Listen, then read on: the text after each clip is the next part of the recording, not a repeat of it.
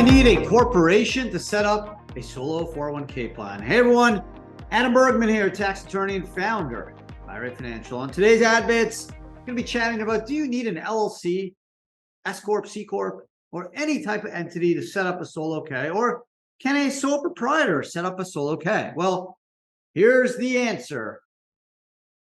Don't need anything. All you need is a business. In fact, the solo 401k was essentially established, and its intent was to help the self-employed, i.e. someone who's a sole proprietor or a owner of a business with no full-time employees other than themselves, other owners, their spouses, and a full-time employee means 1,000 hours or 2 consecutive years of 500 hours or more to set up their own little mini 401k plan. So the core of the podcast today, the core answer is that no, a self-employed person, a sole proprietor can 100% absolutely establish a solo 401k. In fact, it's the main intent around the solo K. So a lot of people get mistaken advice and believe that you need a company to set up a solo K. And that's not true. What you need is a business. So there's 2 eligibility requirements. And I tackled the first one, right? You can't have any full-time employees, 1,000 hours or more, 2 consecutive years of 500 hours or more right now. Spouses do not count as employees for ERISA, and other partners or shareholders don't either. So you can't have any non-owner or non-owner spouse employee work more than 1,000 hours or 2 consecutive years of 500 hours or more. If you do, you're not going to be eligible for a solo K, and you're going to have to set up a regular old 401k. We'll talk about some of the advantages of the solo K in a minute. The other element, obviously, is you need to have a business, right? You can't just be retired or play golf all day. You need to have a business. There needs to be some sale of a widget or a provision of services, okay? You kind of know what a business is. You know what, if you're in it or not, right? Like my kids they trade baseball cards with their friends. They're not in business, right? They don't have a store. They're not selling stuff on eBay continuously, regularly with the anticipation of profit. Now, the business doesn't have to be Google or Apple. It doesn't have to be a $1 million, $1 billion, even a $50,000 business. There may not be any revenue, right? It could be the anticipation of profit. Maybe you're working on a software project, an app where you're spending money and building out the app, or you're working on a business plan. There needs to be the anticipation of profit. And you got to obviously have the intention to sell a widget or provide some type of services. So again, 2 requirements. You have a business. Doesn't mean you have to have an LLC, Corp, S-Corp, C-Corp. So it means you have the business. It could be a sole proprietor, single member LLC. And it can have any full-time employees that are non-owners, non-spouses of owners, or someone who works more than 1,000 hours or 2 consecutive years of 500 hours or more. 1099s, independent contractors are not employees. Thus, you can have 1099s. You need to be careful. They're real 1099s and not employees that you have control over. That even though you are categorizing as an independent contractor, the IRS may view that group of folks as employees. So just be aware of that. So the advantage of the solo K over ERISA is multiple. Obviously, you can do alternative assets in a solo. It's much harder to do it in an ERISA plan. Some smaller plans may let you do real estate, but if you're the trustee of the plan, then you don't have to worry about getting permission from anyone. And since you have no other employees, you don't have to worry about any liability for letting your employees, buy real estate, cryptos, or gold in your 401k. It's just you. You're not going to sue yourself. You're the fiduciary, trustee of the plan. You're also the sole, or maybe other partners are as well, but you guys are generally the sole participant. So there's no reason for ERISA, the body of laws that establish 401ks and are the IRAs, and they're to protect rank and file employees. There's no reason for it to kick in. So because there's no employees other than the owners, so their spouses. Another advantage is you can put away more money, right? If you work at Apple, you're going to be able to put away, if you're under 50, 22.5, if you're over 50, 30K. And then they may provide some type of profit sharing, anywhere from 3 to 5% on your W-2 or salary.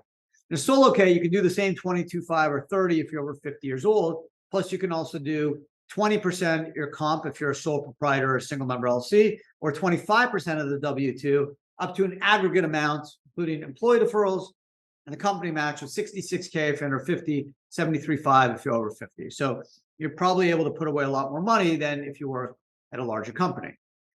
Third, you have more control over the process. And you can also do what's called a mega backdoor Roth 401k, where you can go dollar for dollar, all in Roth, 66K if you're under 50 or 73.5 if you're over 50, whereas most RISA plans like at Apple, YouTube, or even IRA Financial, I shouldn't say YouTube, I mean Google, Alphabet, you're not going to be able to do a backdoor Roth 401k mega because it's going to fail a top-heavy test likely and some other deferral percentage contribution calculation. So that's another bonus advantage of the solo K versus a regular 401k. Even though regular 401ks are great, help you save, you can still put away a bundle of money, retain employees.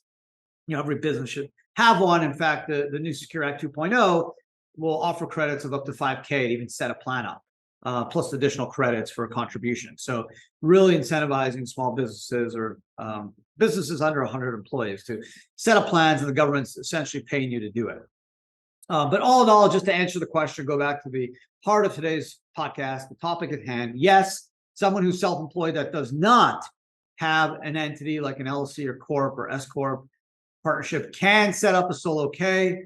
Everything goes off to Schedule C. So it's 22.5 or 30K for your Schedule C. Yes, you can't contribute more than you make. If you only make 12K, you're not going to be able to contribute more than that. You have to take out self-employment tax, FICA, which is about, around 15%. And whatever is left, you can then contribute that. And then you can do 20% of that net Schedule C amount up to 66,000 or 73.5 if you're over 50, something that an ERISA plan is not going to generally provide. It will provide a small profit sharing match contribution anywhere from 3 to 6%. Generally, it's probably 3 to 4%, whereas a solo K will let you go all the way up to 20 or 25%. And it all goes to you. You don't have to worry about paying it off to other non-employees. It will go to you, your spouse, or other partners. So super advantageous. And that was the real purpose behind today's podcast, is to let people know that, hey, even if you're a sole proprietor, you have a consulting company, you do math tutoring, you teach people basketball, a football coach, whatever it is, you have your own little side gig, real estate agent, even though you don't have an LLC or Corp, you still can 100% set up a solo K and take advantage of the huge, huge benefits, i.e. making significant annual tax-deductible Roth contributions. And then on top of that, having those funds grow without tax, taking advantage of the power of tax deferral, tax-free growth based off the engine of compounding returns. So there you go. Hope you guys enjoyed today's podcast. Yeah, I could have answered the podcast. Probably could have done this in like 30 seconds because the answer is yes.